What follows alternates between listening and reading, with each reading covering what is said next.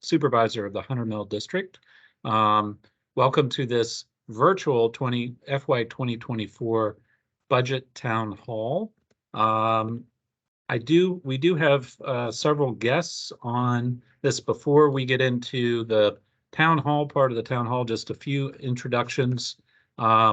First of all, we have Fairfax County's Chief Financial Officer, Christina Jackson. Christina, thank you very much for joining us this evening, virtually. We also have Jay Doshi, who's the director of our Department of Tax Administration. Hello, Jay. Good evening. And we have Tom Reed, who is the director of the Real Estate Division in DTA. Tom, welcome. Hello there. And we have Aruna Pearson, who's Assistant Director of Residential Assessments at DTA. Aruna, welcome. Thank you. Okay, so I want to welcome everybody. Just a little bit of background, and then I'm going to turn it over to Christina Jackson to walk through a presentation with a lot more background on the county's budget and that process. So first of all, just to let you know, this is the first of two budget town halls that I am leading. This one is virtual. The next one is going to be a week from tomorrow night at Madison High School. So that's going to be in person. And you're welcome to come back to that one as well as participate in the one tonight. So before we go through the overview of the advertised budget, just wanted to go through a little bit on how you can participate. For those of you that are a little bit new to Teams, this does have its own little way of doing things. If you want to ask me or another panelist a question, use the raise hand feature. And you can see if you're on a computer at the top of your screen, there's a raise hand, looks kind of like this. And just click on that at the appropriate time when we go into the Q&A portion, and then someone will call on you. And when you get called on at that point in time during the Q&A, make sure you unmute your microphone. I know we've been doing Zoom stuff and Teams stuff for years now, and I still forget to unmute from time to time. So if you have a working camera and microphone on your computer or your smartphone that you're using, please try to do that. So it's also better if you can, unlike what I'm doing, if you have headphones or earbuds to cut down on feedback. I'll be going to mute oftentimes to reduce the amount of feedback that comes back into the system. And it's fine if you want to opt out of the video portion, end your question with no video, and the moderator will ask the question for you. So there is an opportunity to participate that way. You can post your question in the chat. So if you have any technical difficulties, send an email to huntermill@fairfaxcounty.gov. That's huntermill@fairfaxcounty.gov, and we can look at your access your question that way. So Hunter Mill District School Board member Melanie Marin, she's going to be joining us later in the program. And in addition, anything that comes up before she gets online, we can forward any school board related item to her as well. So I did want to let folks know, and you've probably already seen this because if you're like me, you have a little thing that flashes up and says that this is being recorded.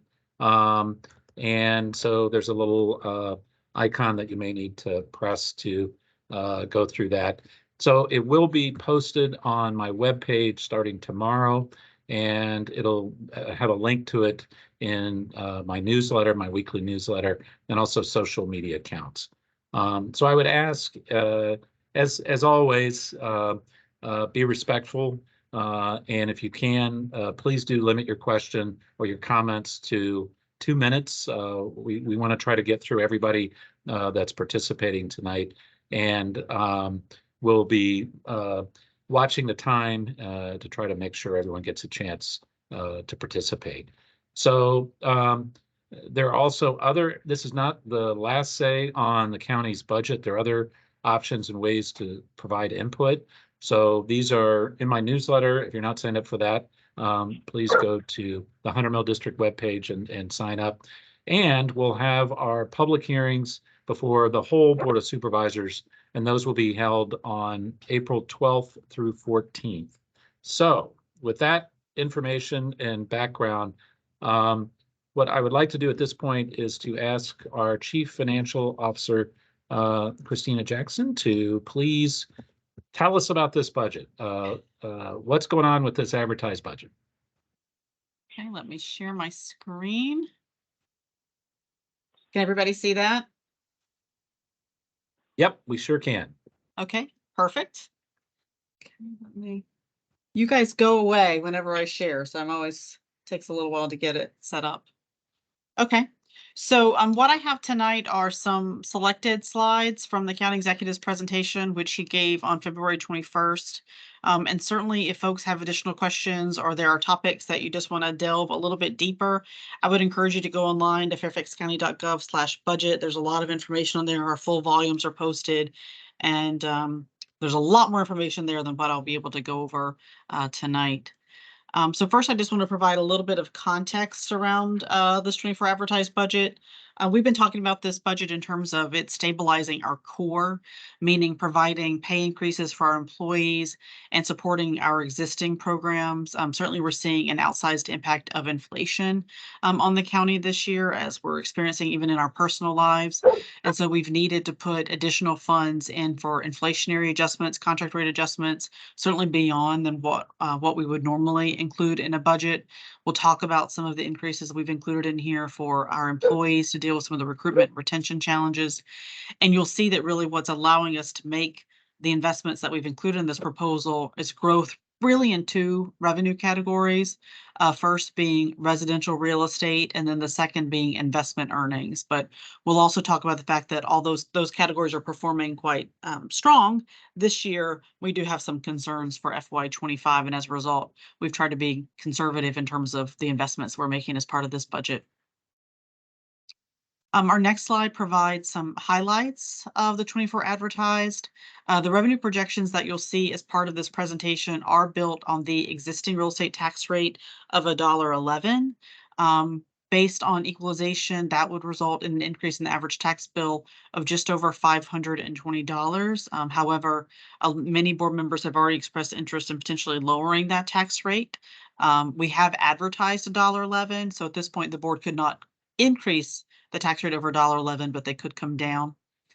We have provided funding to support the recurring requests in the school board's advertised budget. We'll talk a little bit more about the school budget in a few slides. Again, we've included funding for the county's compensation program, including a 2% market rate adjustment, or really that's a COLA, performance, merit, and longevity increases. And then we also go out and look at our benchmark job classes with our surrounding jurisdictions, and we make recommendations for adjustments there.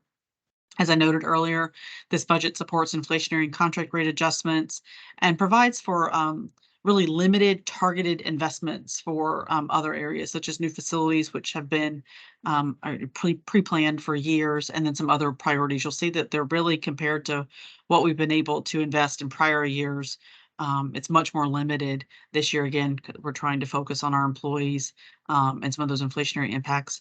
We do have some new positions that are recommended as part of this proposal, but they're offset by reductions elsewhere. So there are no net new positions as part of this proposal. And then we've also included a balance of just over $90 million for the board's consideration. I want to take a really quick step away from the budget for just a second and just mention the fact that our first countywide strategic plan annual report is now available online. This does a good job, I think, in outlining some of the progress that we've made towards some of the proposed strategies that we have included in the strategic plan. And really, I think that if you're ever wondering, really, like, what is the county doing for any of the 10 priority outcome areas as included in strategic plan, I think this is a great document for you to go to. We've also included a discussion in there regarding how we're trying to increasingly better use data for decision making. We built out some dashboards for one of the outcome areas, economic opportunity, where you'll be able to see some of the headline metrics for each of them and be able to delve down, really try to tell a story behind the metrics so we can understand what's driving some of our metrics. So we're really excited about this. And again, there's a lot of information there. So I just wanted to make a plug, maybe to go out and take a look at the first annual report. Kind of back to the budget, we normally include this chart. This is our annual change in general fund revenue. And really, I would draw your attention to the last two bars, which shows our projections for FY 2024 and FY 2025. You can see for FY 2024, we're projecting a revenue increase of 5.8%. Again, that's at the current real estate tax rate of $1.11. So ultimately, that might end up coming down a little bit.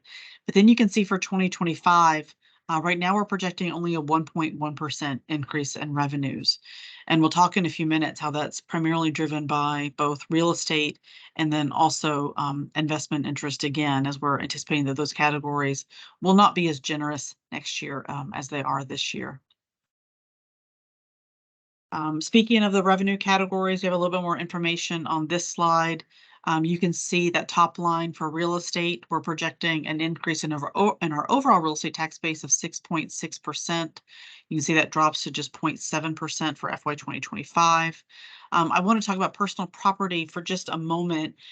You may recall that last year we saw unprecedented increases in vehicle values as a result of some of the supply chain issues resulting from the pandemic. The board did take the step of approving as in response to Jay Doshi's recommendation for an 85% assessment ratio. So DTA is obligated to value vehicles at 100% of the market value. However, for purposes of the personal property tax calculations, those values were reduced by 15%. So again, that 85% ratio.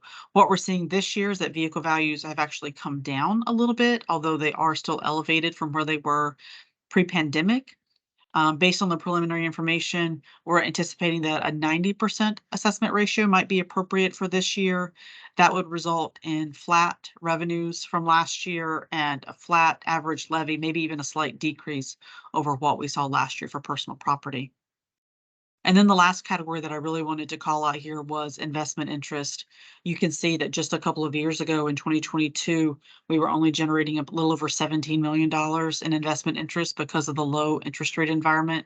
Now that interest rates are increasing, you can see that our current 24 projection is over 113 million. So quite a dramatic jump just in the past couple of years. Certainly, we're keeping an eye on this category. We anticipate that the feds may make potentially another interest rate increase this week, although certainly with what we've been seeing with the Silicon Valley Bank collapse and some concerns in the banking sector, we're not sure if that's going to cause the feds to potentially slow down some of those increases and maybe hold at the current interest rate. So it'll be interesting to see what the Fed does this week with interest rates. A little bit more on real estate. Again, this is our history for equalization and growth for both residential and non-residential back to 2012. Again, I would draw your attention to the bottom right-hand corner of the chart where you can see the numbers for 2024, as well as some preliminary information for 2025. Again, total real estate base increasing 6.6% in 2024. You can see that that's primarily driven by residential equalization, meaning a home last year versus this year that's unchanged, no renovations, no additions, so the same home last year compared to this year. That's what we look at when we're looking at equalization. Single family homes, again, seeing some of the largest increases, followed then by townhomes and condos.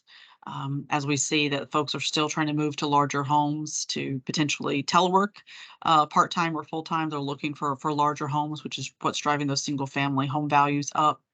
You can see on the non-residential side, we're looking at a 1.65% increase for non-res, really kind of a mixed bag there. You have some categories that are increasing quite significantly, such as our hotels, although hotels did see some of the more dramatic decreases associated with the pandemic.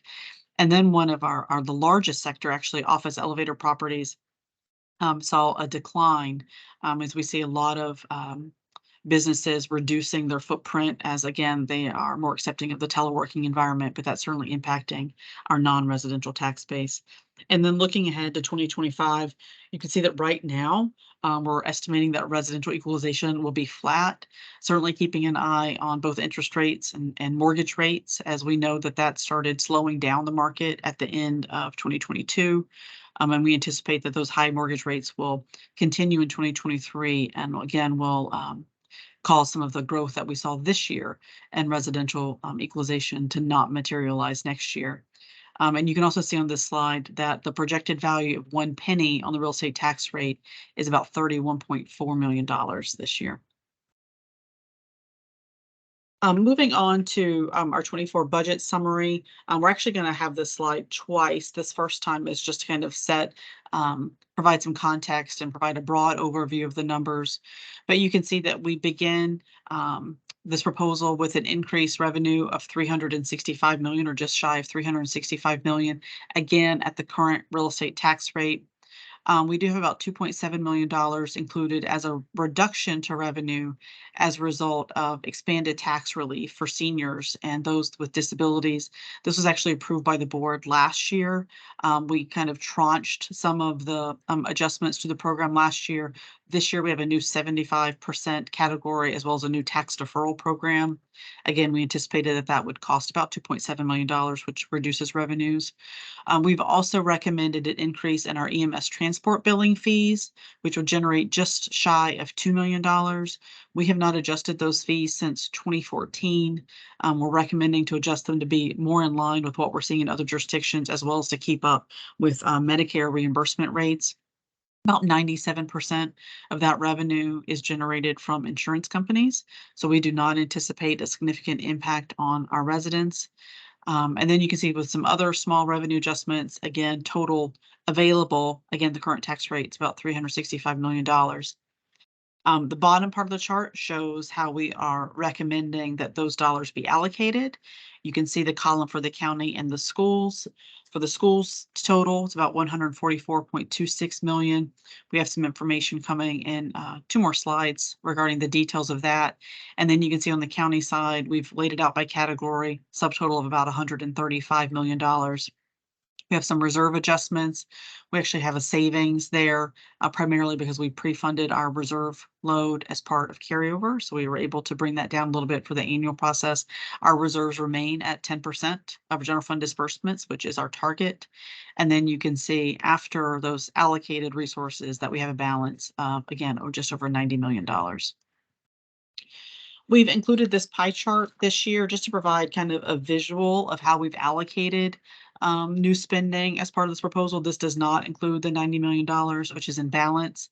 But you can see for what we have recommended in terms of the use of our revenues, about 52% goes towards schools. That's in line with what's actually in our base as well.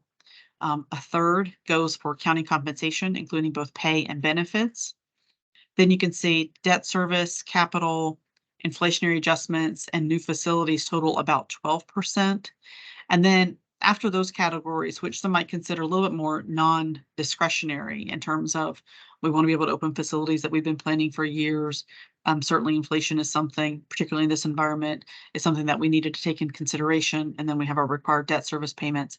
After those categories, there's only about 3% in terms of other investments that we're making as part of this proposal. And we'll walk through that is just shy of about $9 million that's included in that 3%. So again, not a lot of new investments as part of this budget.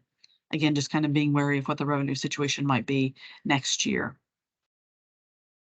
Support for Fairfax County Public Schools, again, totals about $144.26 million. Primarily, that is associated with the school operating transfer. You can see that that's an increase of 144.1. The school board did request an increase of $159.6 million. And I'll talk about what the differential is in just a second, but you can see some of the bullets regarding the school board's advertised budget. They have projected increased sales tax and state aid. Both the school board's advertised budget as well as the county executive's advertised budget was released before we learned of the error at the state for the calculation for school support, which totals about $12.7 million for schools in FY 2024.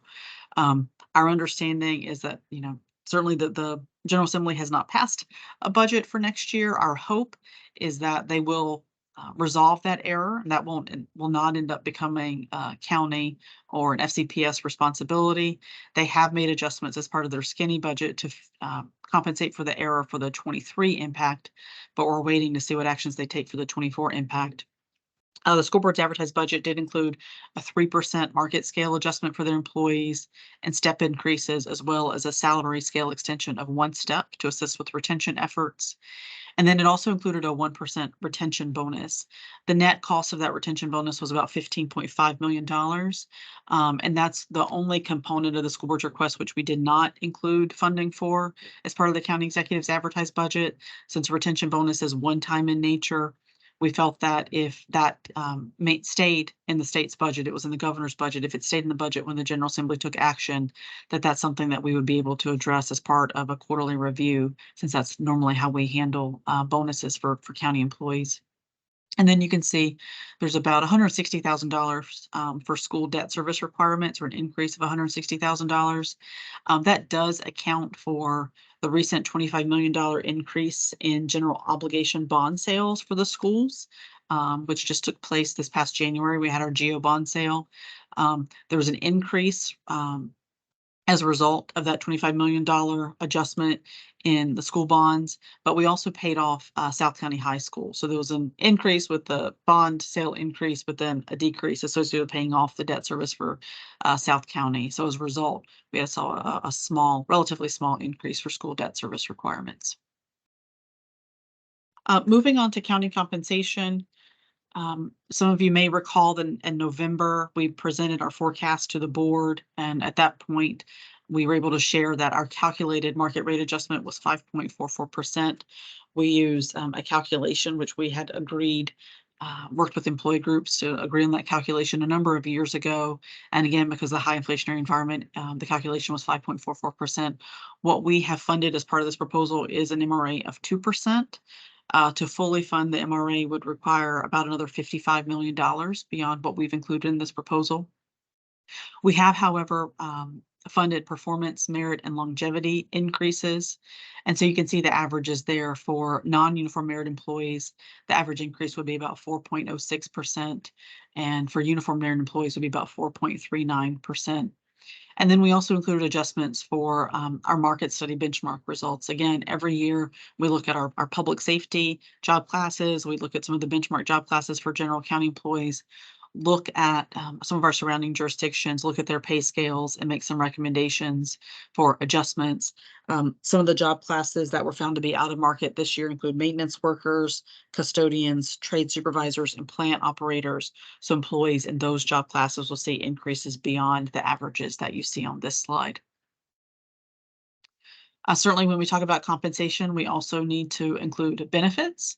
And you can see we have an increase of just under $25 million associated with required increases in our employer contribution rates for our 3 retirement systems. This is primarily as a result of liability losses across the systems, as well as investment returns for FY22 being below our assumed rate of return of 6.75%. You can see that as of the end of last fiscal year, our funded ratios range from about 72% to 82%. However, that investment of $25 million was partially offset by savings in benefits. We budget for benefits in aggregate, and because of a vacancy rate that we're currently experiencing, we were able to see some savings. Even projecting an improvement in our vacancy rate, we were able to see some savings in our benefit costs. And then we also saw some savings in our county contributions for our OPEB fund. OPEB is other post-employment benefits, which is really our retiree health benefits. And you can see as of the end of last year, we were effectively fully funded with a funded ratio of 97.5%. Coming back to the summary chart, I just wanted to walk through some of those remaining categories. You can see for county debt service and capital requirements, we have an increase of about $9.85 million. That is primarily associated again with that increase in annual bond sales. We saw a 25 million increase on the school side, as well as a $25 million increase on the county side. You can see $18 million associated with inflationary and contract rate adjustments. That is for utility increases, for example. It's also for some of our human services providers, as some of our nonprofit partners are also struggling with the tight labor market and the high inflation environment. So we've put forward larger than usual contract rate adjustments for some of our human services providers. You can see we have $5.31 million for new facilities. The lion's share of that is associated with South County Animal Shelter. But then we've also put in some funding for Hybel Valley Community Center, the Patrick Henry Family Shelter, Patriot Park North, and the Springfield Center Without Walls. And then again, as I noted earlier, there's just under $9 million for other priorities. $3 million of that is consistent with some of the board's action at carryover to put funding for the Tyson's Community Alliance. And then we have a number of smaller adjustments. We've included some positions to address workload in the Office of Elections in the Police Department. We have positions to support Charge Up Fairfax and our CCAP plan, the Community-Wide Energy and Climate Action Plan. We've included $500,000 for the Park Authority for equity initiatives. Combined with $500,000 that we put in last year's budget, that results in $1 million in the base for parks. And as a result of that investment, Park Authority is keeping summer camp fees flat this year compared to last year. And we're awaiting the results of a further equity review for parks to be presented to the board of supervisors in the coming months. We've also added a manufactured housing coordinator as recommended by the Manufactured Housing Task Force. And then some other smaller adjustments, again, to total that $8.57 million. I wanted to spend just a little bit of time talking about our bond referendum plan. We just had a healthy discussion with the board at our last budget committee meeting on the 14th about our capital program. This shows our bond referendum plan for the next 5 years. You can see that the next scheduled bond referendum for this for the schools in the fall of 2023, and the next county referendum would be 2024. We did make some adjustments to this plan from last year. One, we added some inflationary factors on some of the project costs, just based on what we're seeing in terms of some of the bids coming in for some of our projects. We've also shifted some of the facilities around after talking to our agencies and also working with facilities management. Certainly, we try to take a look at the facilities that are costing us the most in terms of just keeping up with some of the systems that have reached the end of their useful life. And so some of the facilities that got moved up are the Tyson's Fire Station and the Criminal Justice Academy, while some others are being pushed back, including the Tyson's Police Station and the Chantilly Regional Library. I also wanted to note there for that fall 2026 referendum for parks. Last year, you may recall that we had a lot of discussion about our recommendation to move parks from a 4-year cycle to a 6-year cycle. Previously, parks received $100 million every 4 years. Moving to the 6-year cycle, what we've included in the bond referendum plan this year is $180 million. So on an average annual basis, that represents about a 20% increase over what we had previously included for parks when we were on a 4-year cycle. Looking forward, certainly we're continuing to monitor revenues as well as General Assembly actions. It would be great if the General Assembly adopted a budget before we had to finalize adjustments for this budget. We're still taking a look at our revenue projections. We've actually released our third quarter package just today. So you might want to take a look at that. We've included a number of adjustments to meet some of our capital requirements, as well as to fund some of the hiring incentives that we've been able to implement for some of our employees to try to boost recruitment efforts. So there are a number of adjustments included in third quarter. There will be some associated revenue as part of the third quarter that impacts 2024. That'll go to the board as part of our add-on package, which typically goes to the board right around the start of public hearings on April 11th. So be looking out for that. We do have one additional budget committee meeting next Tuesday. Specifically, that agenda is to discuss our third quarter recommendations, as well as to hear from the Human Services Council. And then again, looking ahead to 2025, we'll be keeping an eye on interest rates as well as inflation, as those two can have some pretty significant impacts on our budget.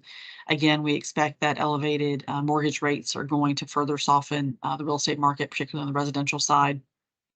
And we're going to continue to try to focus on employee compensation and improve our vacancy rates.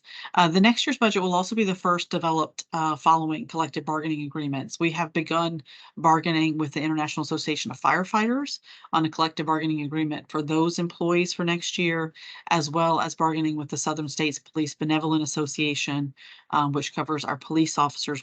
We started bargaining with them on that collective bargaining agreement as well. And those agreements would go to the board in the December timeframe for approval.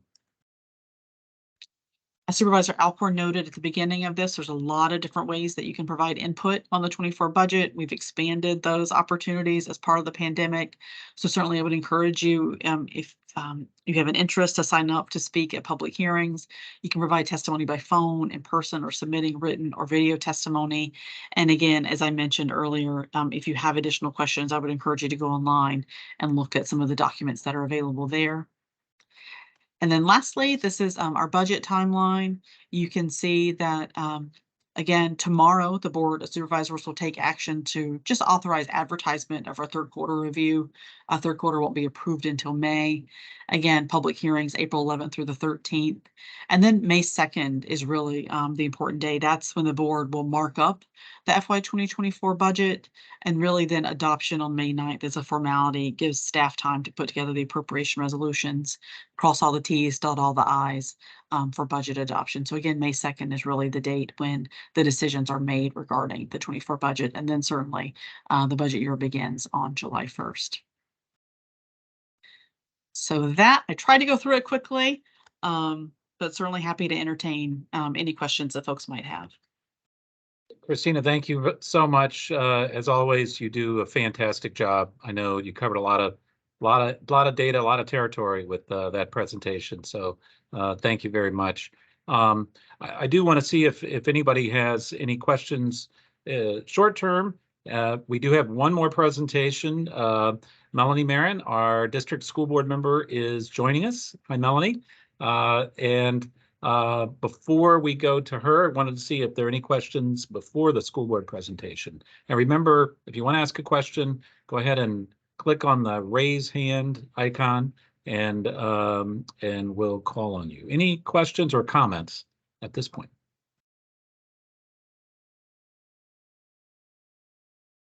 Okay, well, I'm not going to push it. Let's go ahead right into the school board presentation.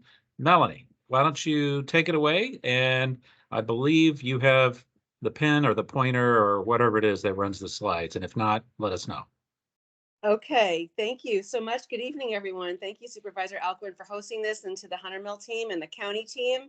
I'm not sure that I do see how I would advance the slides. Oh, there we go.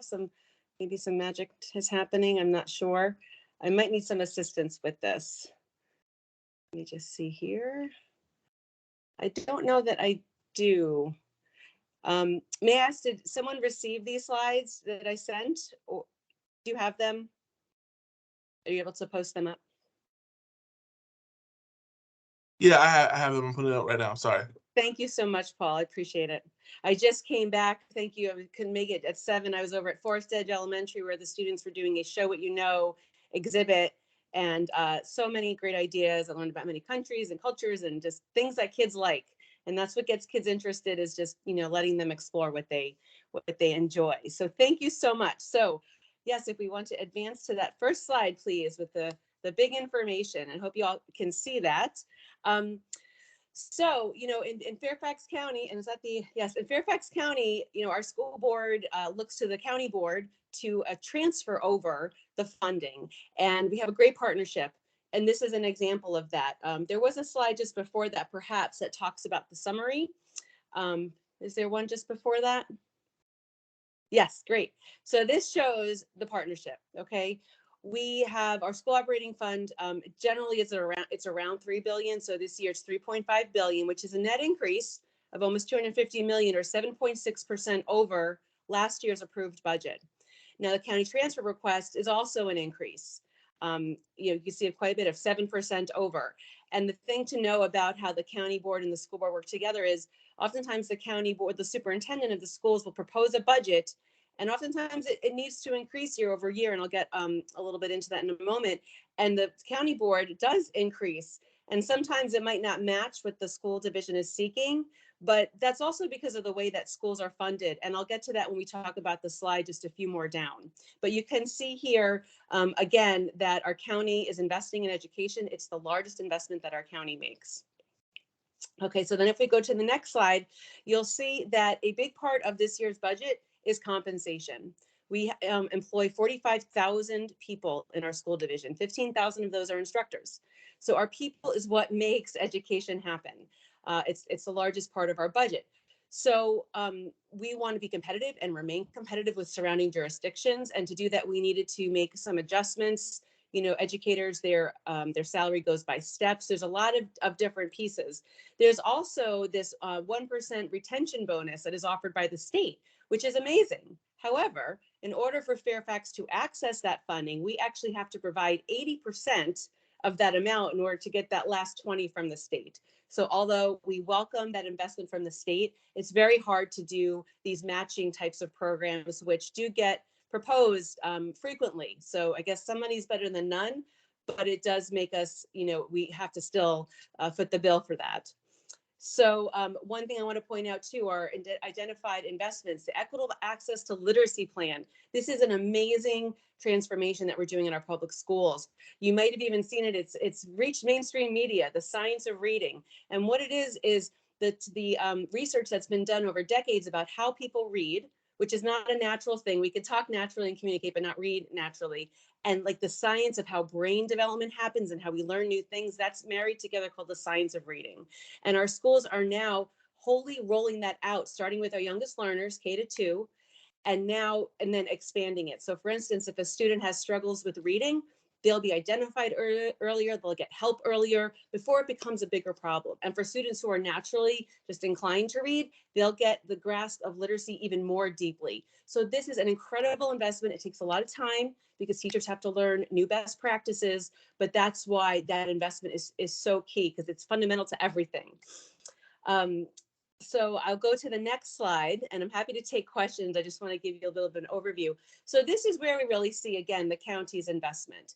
But it also is a tremendous responsibility placed on us, whereas in other places in the Commonwealth, the state dollars go a lot further than they do here in Fairfax. So basically, for every dollar that our county sends down to Richmond through sales tax, only a quarter of that is returned up here in Fairfax. So that's why having local control of revenue streams like the real estate tax, like a meals tax, is so much better for us because that money stays within our boundaries. So you can see here that we really have to rely on the county. And this is a constant advocacy point with the state to say, you know, something I think is really important to share here is we're not the Fairfax that we were a few years ago or a few decades ago. We currently have 66,000 students in FCPS living in poverty. And that's not even the children who are ages birth through 4. So that's like, think of Eagle Bank Arena, which holds about 10,000 people, and fill it 6 times. That's how many children our schools are trying to serve, and all the challenges that children bring when they have those circumstances. So, you know, again, this is why the asks increase and why the county generously continues to fund in our kids. But these problems are not going to be solved in our schools. They're going to come from those other public policies and community engagement that we know is needed to make our schools successful. So the last slide is just our budget calendar. It's, you know, slightly mirrors the supervisor's calendar, but you know, we got to have the budget. We are also waiting for the governor's budget. It's really a shame that for the second year in a row, we do not have the state's budget on time, because we can't do our jobs if we don't have that budget. So we are very eager to see that so we can make these commitments with public tax dollars in the best way possible. So I'll leave it at that. I'm happy to answer any questions. Melanie, thank you so much. Appreciate it. Great presentation. Good information. I do like that equity access literacy program. My mother was a reading teacher for many years, so I heard a lot about that type of thing growing up, believe me. I would love to add to just one thing about equity, Please. because I know that gets tossed around a lot. So for instance, if a child is dyslexic, that child can't access reading the same way a child who isn't. So it's equitable in that whether a kid needs something extra or just naturally gets reading, they're going to get that instruction. That's really what we're talking about when we talk about equitable access to literacy. Wonderful. Thank you. Thank you. Thank you very Thank you. much, Melanie. So I think we've come to the portion of the town hall where if folks have questions or comments, this is the time to ask them. Again, if folks would like to speak and you're at your computer, you should see a little hand raised or a raise hand icon at the top of your screen. Just go ahead and click on that. If you're doing this as on the phone, you may not see that, but Paul, if folks are working off their phone, should they just unmute, or what do you recommend? I actually am not that experienced with Teams that way. Yeah, they can unmute. We can acknowledge them. Just make sure you say your name, where you're from. Okay, very good. Any questions or comments? Budget questions or comments today? Don't be shy.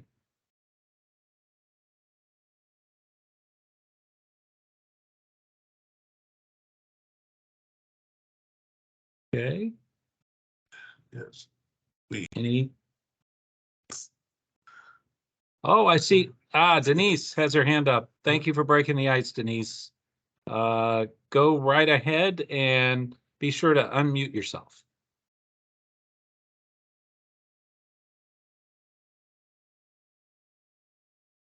All right, Denise, go right ahead Okay. if you can. There you are.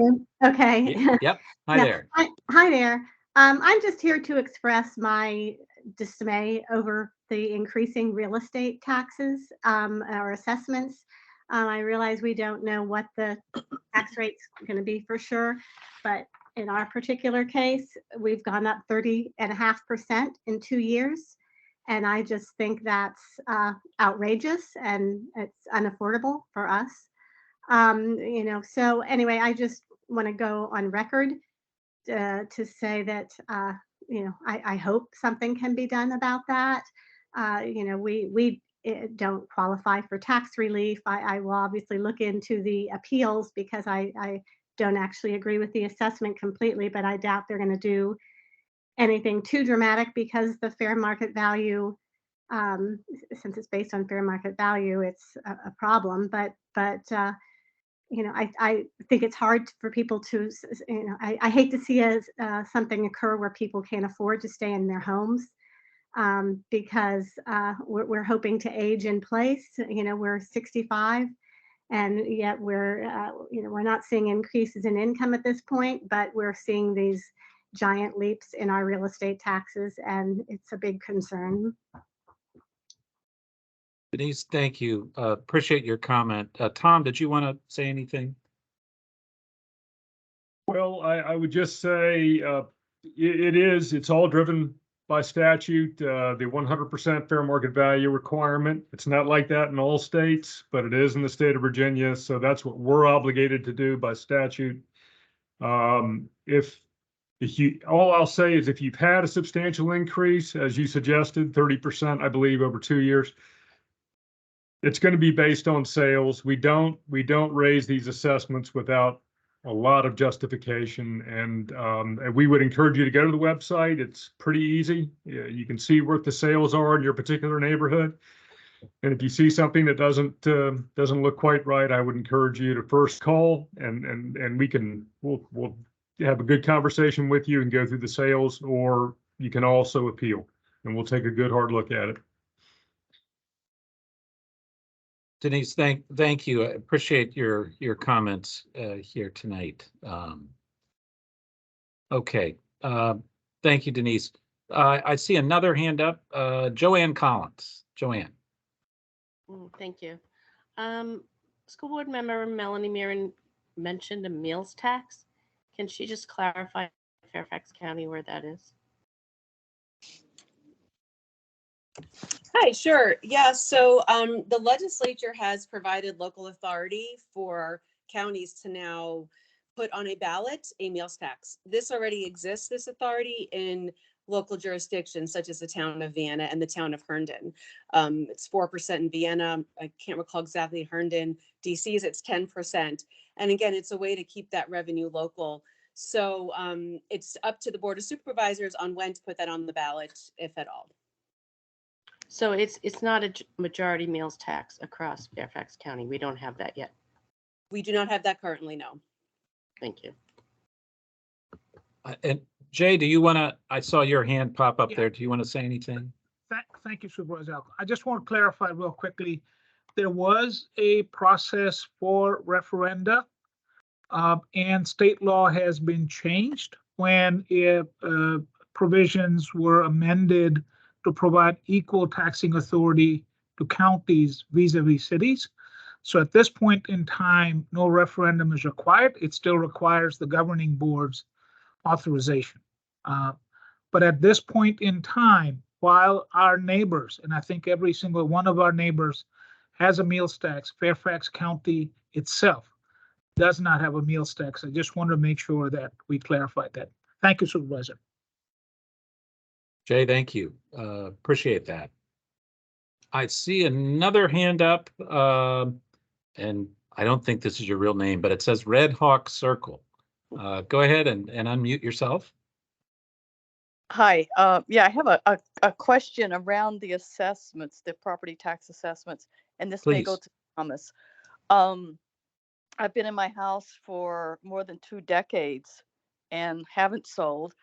And I know some of the neighbors have sold and the values are quite high. But when I calculate the assessment per square foot, my house is coming up at an assessment that's significantly higher than some of the houses that sold recently in my neighborhood. Yet they are like 1,000 square feet bigger than mine, but my assessment's probably 10 to 20% higher than theirs if you look at it per square foot. And I just don't quite understand why that would be. Could I ask Aruna Pearson to please chime in on that one? Sure thing. Thank you, Jay. So, ma'am, regarding your assessment, there's a lot of variable that's involved. It's a type of construction, quality of construction, how much of the above grade square footage is there in your home, what is the size of the footprint, what amenities are there, if you have a basement and if it is finished or not. All those variables are taken into consideration. So the simple calculation of the assessment per square foot is not the appropriate comparison. So if you need understanding how your assessment was evaluated, we can talk one-on-one if you would like. You can call one of our appraisers during normal business hour, which is 8 a.m. to 4:30 p.m. Monday through Friday, except for holidays. And you may want to jot down this number. You can call at 703-222-8234.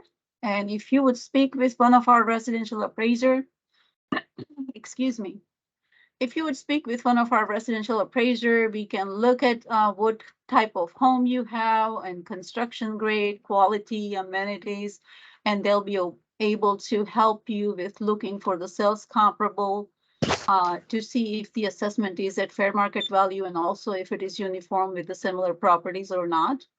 So I Okay. would strongly encourage you to do so. Could you repeat that phone number, please?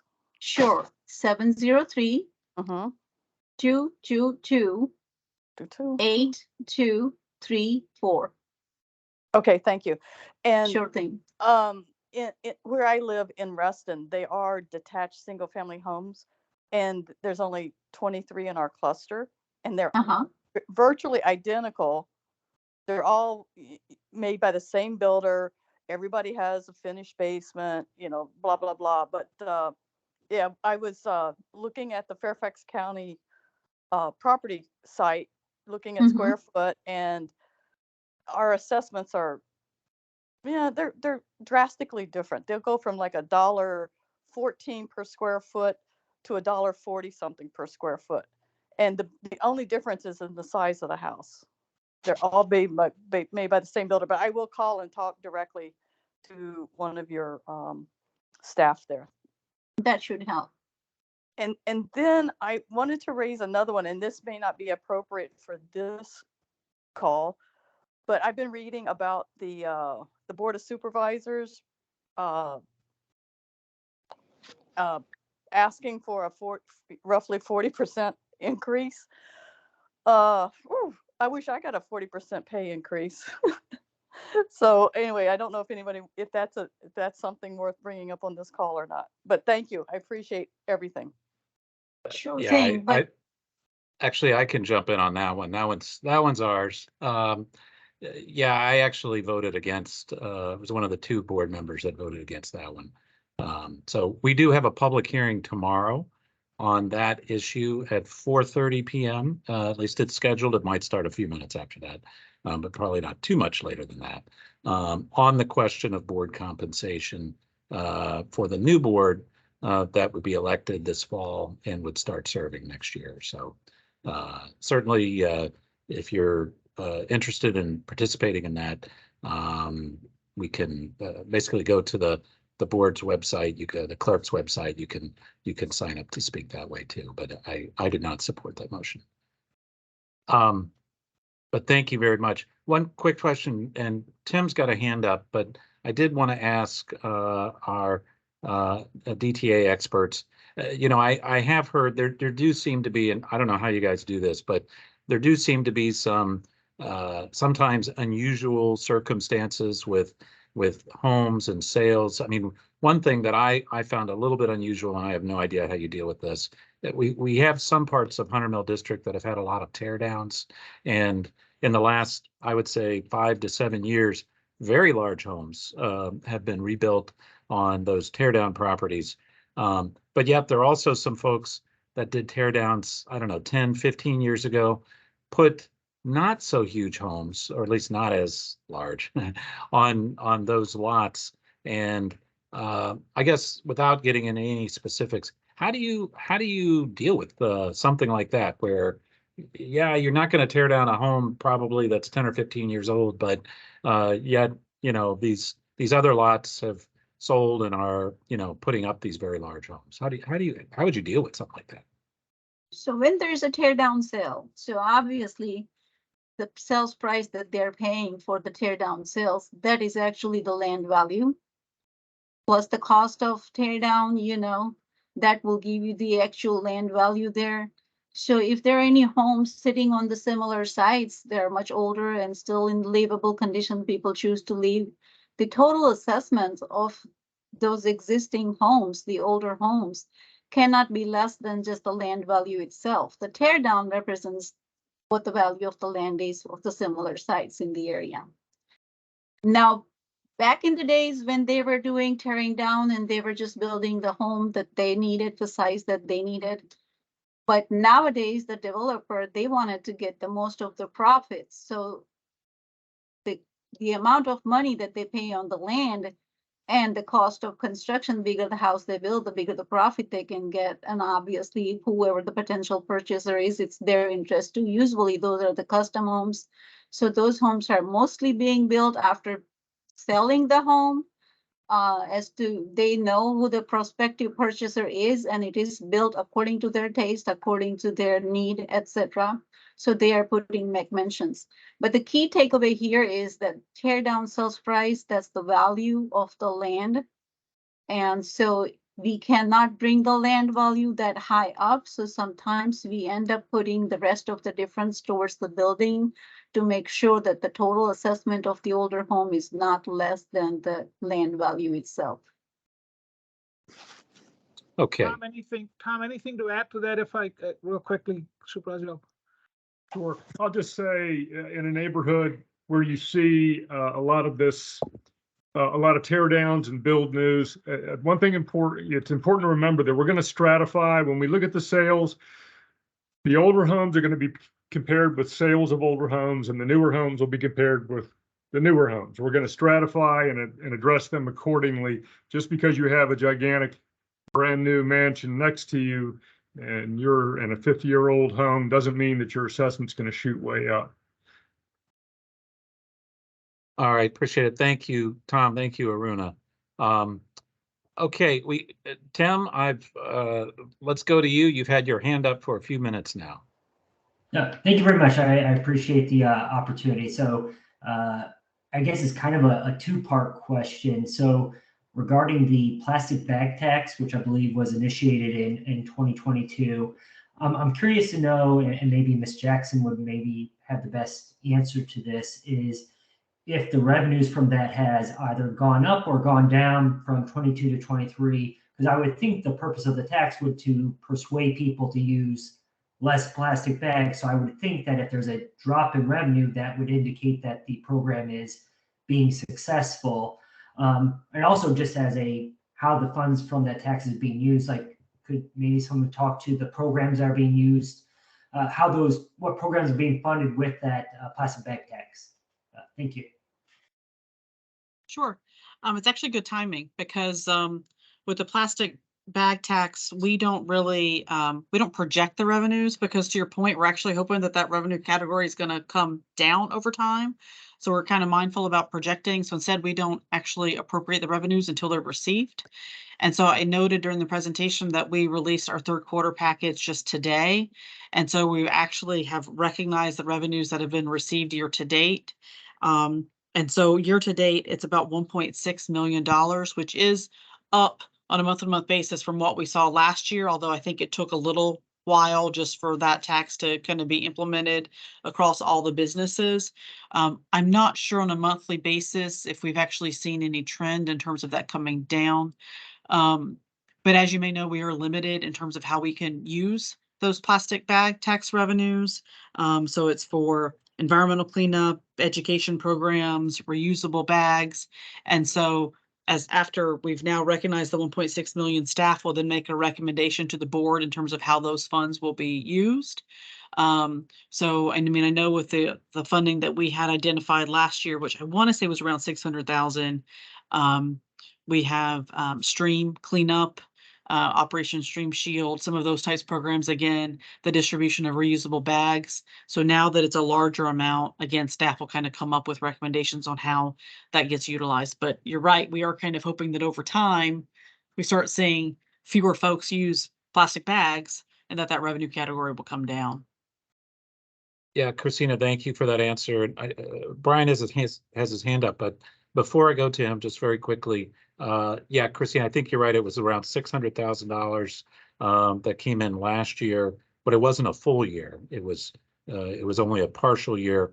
And yeah, I do actually. I am glad I saw Operation Stream Shield. I'm not sure if folks are aware of what that is, but basically that's a program where members of our unhoused community, our homeless community, are hired to help do cleanups in various places. And anyway, that's a great program. I look forward to, frankly, maybe even ratcheting up a little more support for that one as part of the bag tax proceeds. So, Tim, thank you for asking.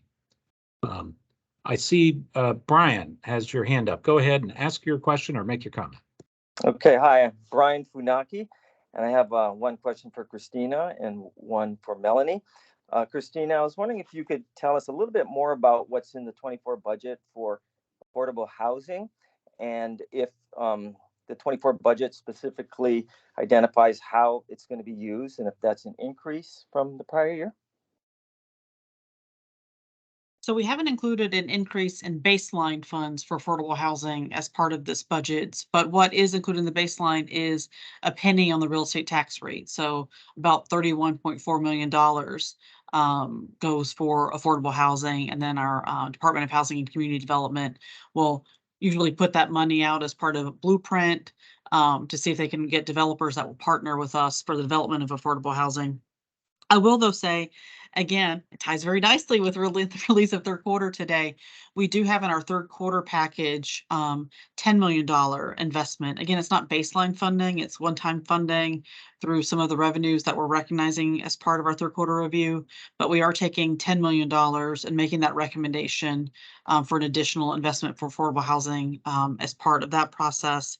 And then I also want to note that so far we've allocated, I believe, $45 million from our American Rescue Plan Act, or our ARPA funds, for affordable housing. And I anticipate that number might go up a little bit in the coming months. So, this budget proposal, we haven't been able to add baseline funding, although certainly the board of supervisors has yet to make their recommendations in terms of adjusting the budget proposal.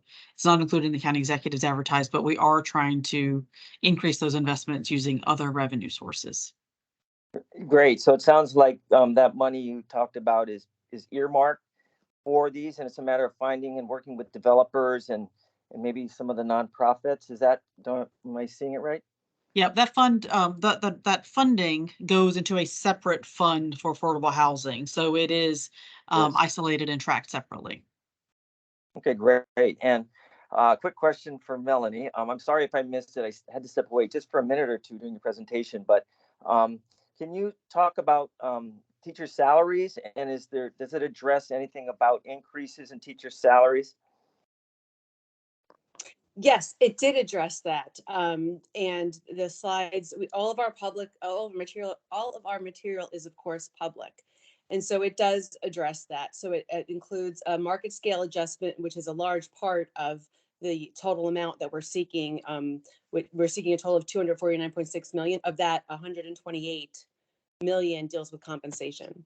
So an MSA market scale adjustment, a step increase for eligible employees, the 1% retention bonus that the state's offering that we will match for teachers who began last year and continued on through this year, and then step extension for all scales, and then a teacher leadership stipends at elementary schools. There's also some other things in the works. I've been particularly active on seeking appropriate stipends for our fine arts, performing arts educators, orchestra, band, chorus, theater, guitar. We are aware that our surrounding jurisdictions compensate more for these. And we've heard from our staff that are putting in hundreds of hours above their contracted time, like months more of time basically in work. And so the superintendent has responded by making some budget neutral adjustments that will create a 3-year plan to right size those stipends. So, but most immediately this year, it will be to provide parity among the similar, types of performing groups in different secondary. So it's not, chorus isn't different than band, isn't different than middle school or high school. So that right sizing is happening. I don't have the details of that yet, but that was born from teacher advocacy.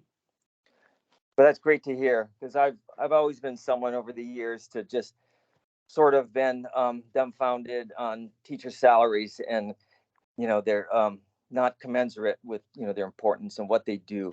So Yeah. It's great to hear that we have advocates all over that recognize that it's one of the most important jobs in the world.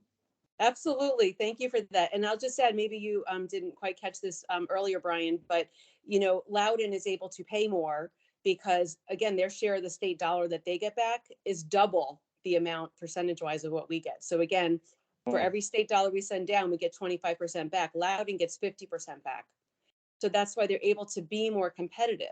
And not to mention that we are, much larger than Loudoun, but still, we're trying to be as competitive as possible and, attract and retain. And, but it is a long time issue.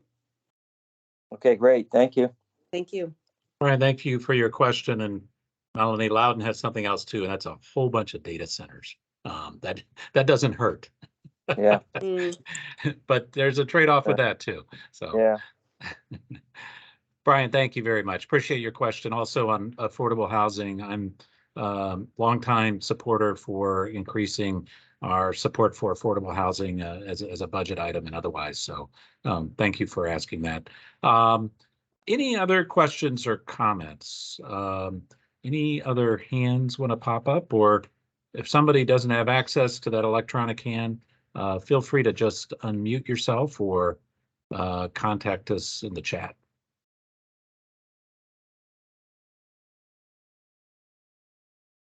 Okay, I don't see any more. Oh, Tim's up.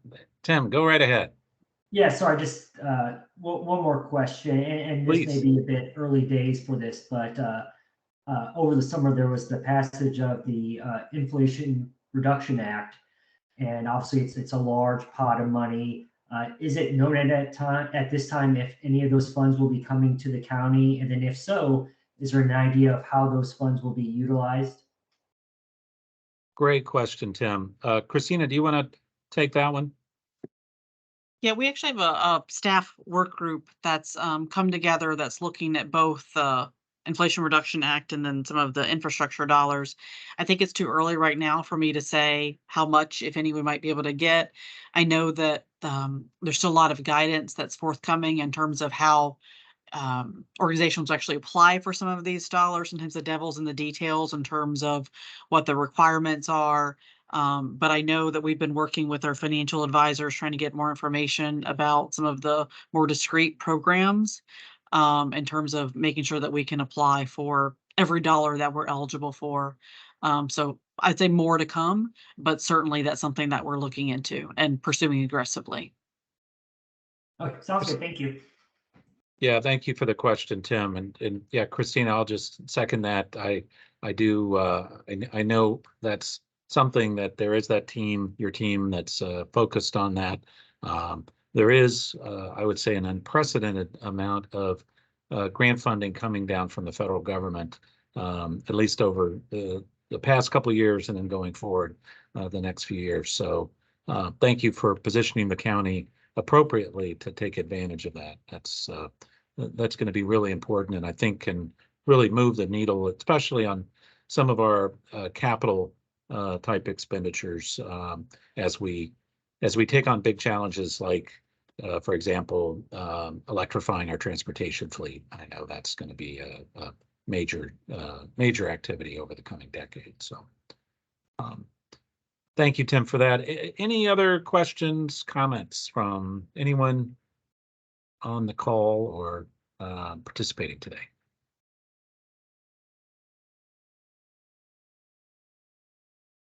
Any last thoughts? Okay, well, I wanted to thank everybody for participating today. I really do appreciate it. I mentioned earlier, there is going to be another town hall in person, the old-fashioned way, and that's going to be at James Madison High School in Vienna on March 28th. That's a week from tomorrow. So we also, in the Hunter Mill newsletter, there'll be updates, social media if you follow that. And again, everyone is welcome to participate in our public hearings process that is coming up early mid next month as well. So thank you all. I want to thank county staff. Thank you so much for being here. Your professionalism is just fantastic. So appreciated, I know, by me and other members of the board. Thank you for taking your evening and doing this. And frankly, all the other districts, you're doing it too. Melanie, thank you so much. Appreciate you being here, presenting the school proposed budget, answering questions. And finally, just want to thank my office staff. Thank you, Paul. Thank you, everyone who participated and helped with this. And with that, I'll say, have a good evening and stay safe out there. Thanks, everybody. Thank you, everybody.